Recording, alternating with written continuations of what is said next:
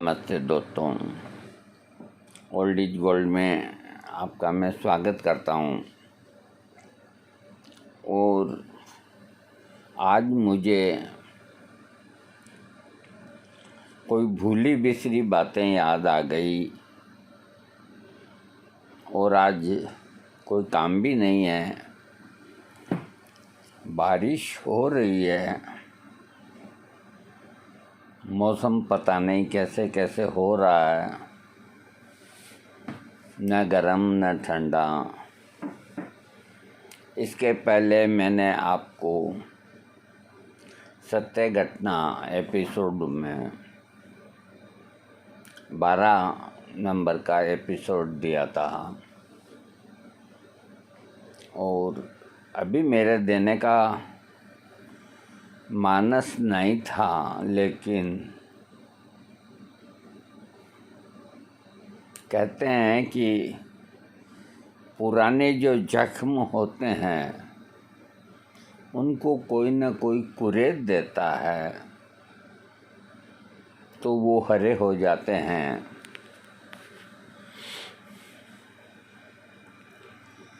कुछ ऐसा ही हुआ। एपिसोड 13, इसके पहले मैं आपको बता चुका था कि वो जब मैंने कहा छोटी से तुम इतनी खूबसूरत क्यों हो,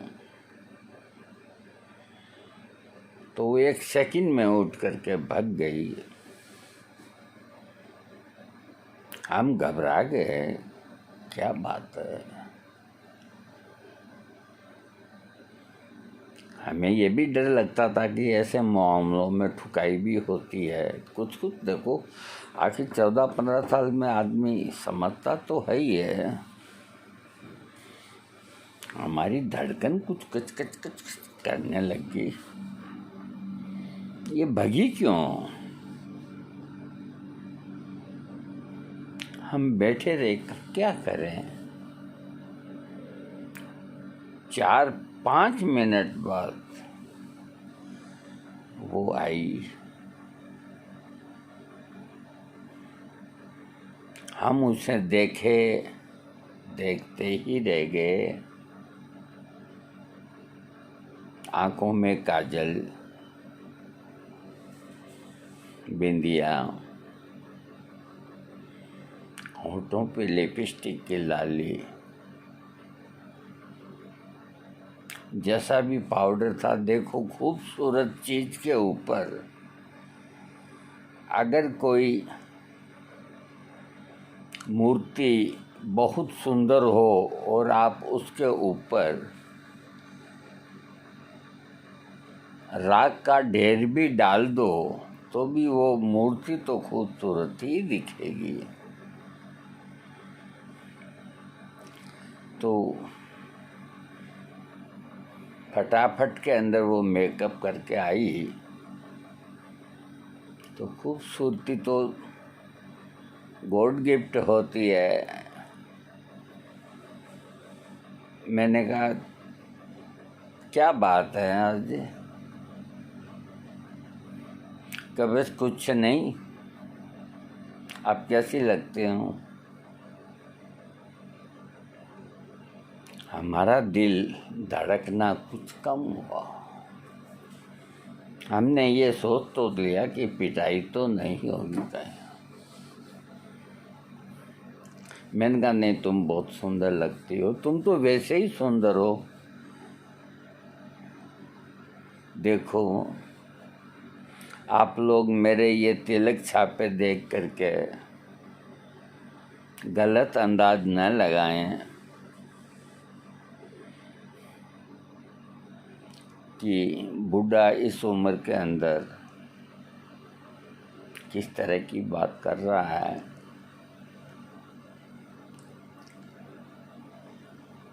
अब बात हम नहीं करें, आप लोग सुनने वाले हो,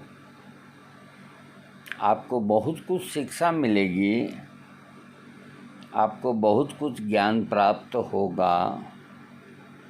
अगर एक आदमी सुनने वाला होता तो हम कभी नहीं इस किताब का एक पृष्ठ भी नहीं खोलते। लाखों सुनने वाले हैं और वो इसे पसंद भी करते हैं और आग्रह करते हैं कि जल्दी से जल्दी। तो हमने अभी सोचा कोई काम नहीं, तो मैंने कहा बैठ जाओ, खड़ी क्यों हो। मेरे पास ही टाट के ऊपर बैठ गई। कहने लगी आज नई पिक्चर लगी है। उस वक्त वहाँ पे एक ही पिक्चर हॉल थी। मैंने कहा पहले तो हमने हंटर वाली फिल्म देखी थी, अब कौन सी लगी है कि ये नाम तो मुझे भी मालूम नहीं, नई फिल्म लगी है, देखने चलोगे। हमारे साथी दोनों फ्रेश होके आए गए थे। वो समझ तो गए कि इनके अंदर कोई न कोई खिचड़ी पक रही है। वो मन ही मन मुस्कुरा के और एक तरफ हम थोड़ा बाजार घूम आते हैं, यूं ही टहल के आते हैं। घूमे हो भाई?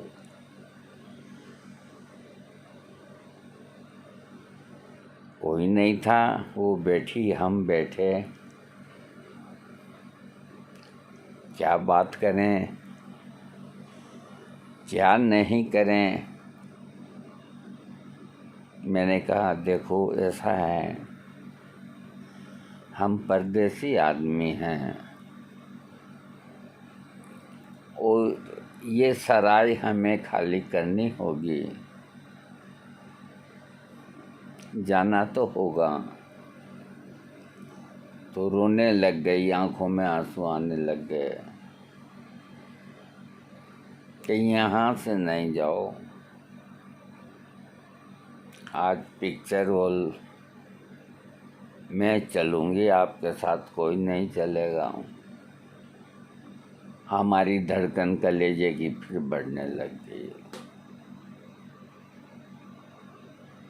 मैंने कहा क्यों? और क्यों नहीं, तुम्हारी दो और हैं पार्टनर, उनको क्यों नहीं? कहा नहीं, मैंने उनको कह दिया मैं बाबूजी के साथ जाऊँ, मेरे को कोई रोकने वाला नहीं, कोई टोकने वाला नहीं। ये जो मेरे को लेके आया, मेरे पिता ने सब तरह से कह दिया कि मेरी लड़की को कुछ भी कह दिया तो ठीक नहीं होगा।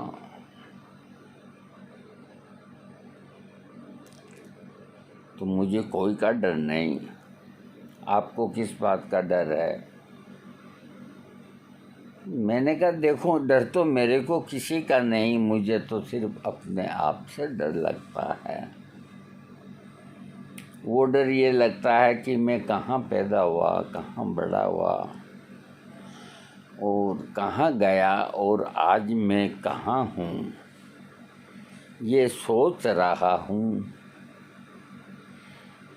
मैंने कहा कल या परसों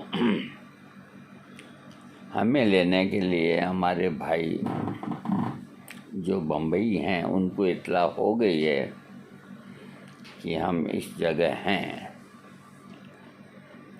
तो वो लेने आएंगे, तो उनके साथ जाना होगा। वैसे हमने घर छोड़े 28-29 दिन हो गए हैं, न हमारे कपड़े पूरे साफ, न धुले न करे। अब यहाँ रह कर के भी क्या करेंगे? नादानी में घर छोड़ दिया, रेलों में धक्के खाए, खा लिए। WT में नासिक जेल की हवा खा ली। मेरे साथियों ने कप प्लेट साफ किए कर लिए।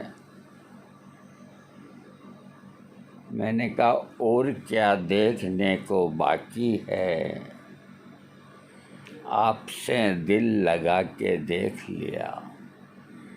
देखो ये शेर हमें उस वक़्त नहीं आते थे, ये हम अपनी तरफ से हमारे जो उस वक्त के जज्बात थे उनको इस तरह से, अगर आज हम होते तो ये शब्द बोलते हैं।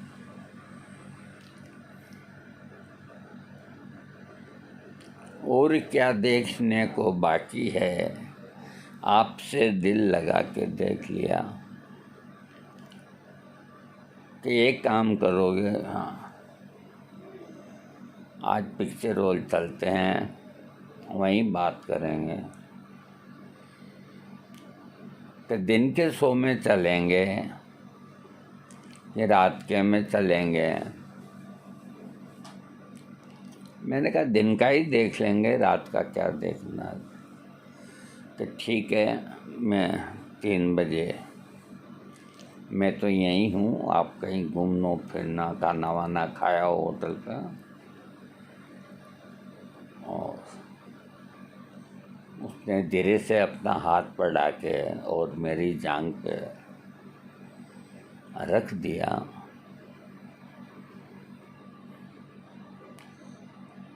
तुम देखो,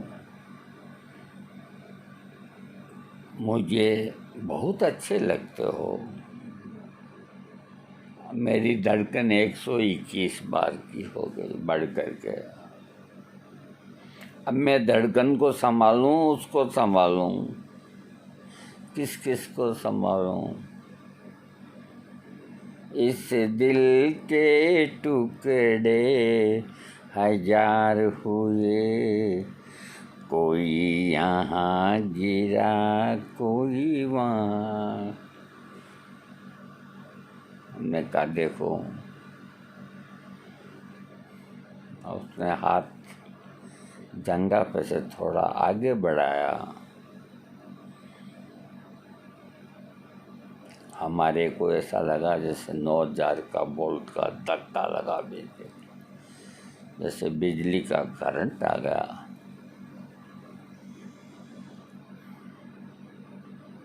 मैंने कहा देखो, यहाँ कोई आ जाएगा, दिन का मामला है, आ जाएगा तो आ जाएगा।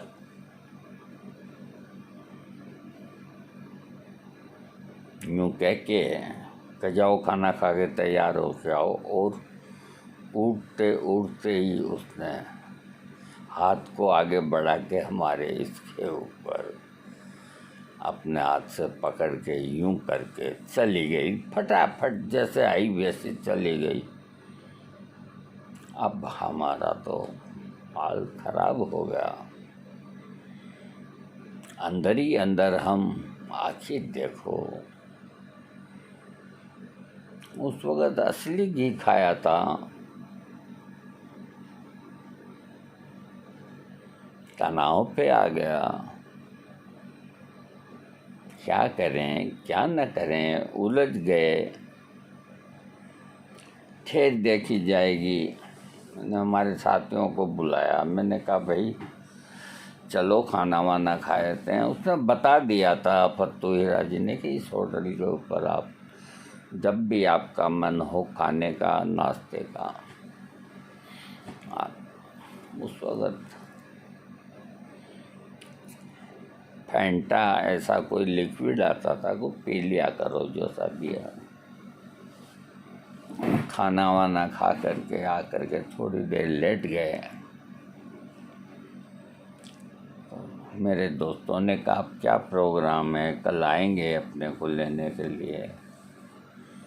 मैंने कहा भाई अब आएंगे तो चलना है, यहाँ रह के क्या करना है, किसी को कहाँ तक अपन तकलीफ़ देंगे। इसके भी खर्चे हैं और यहाँ करें भी क्या,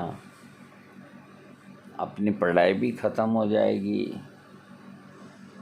और अपन अच्छे परिवारों से भी हैं। चलना ही है। तो हमारे एक साथी पंजाबी,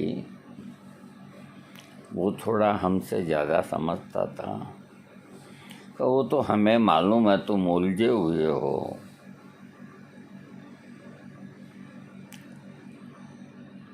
भाई हम कैसे उलझे हुए हैं कि तुम इसके चक्कर में हो। मैंने कहा इसके चक्कर में हम क्यों आएंगे भाई, हमारे जूते खाने हैं क्या, मरना है क्या। हम सब जानते हैं गोपाल, चोर चोरी करे बाकी घर में सच बोलता है। हम तो इसलिए कह रहे हैं कहीं ठुकाई ना हो जाए, क्योंकि इश्क और मुश्क छुपाए नहीं छुपते। तुम्हारे भले की बात कर रहे हैं। मैंने कहा यार तो थोड़ी बहुत हंसी मजाक हो जाती है छोटी वाली से, और ऐसा कुछ नहीं किया हमने। अब मैं करूं भी क्या, ये लाइटें बंद हो गई, इसका भाग 2 ही जारी करूंगा।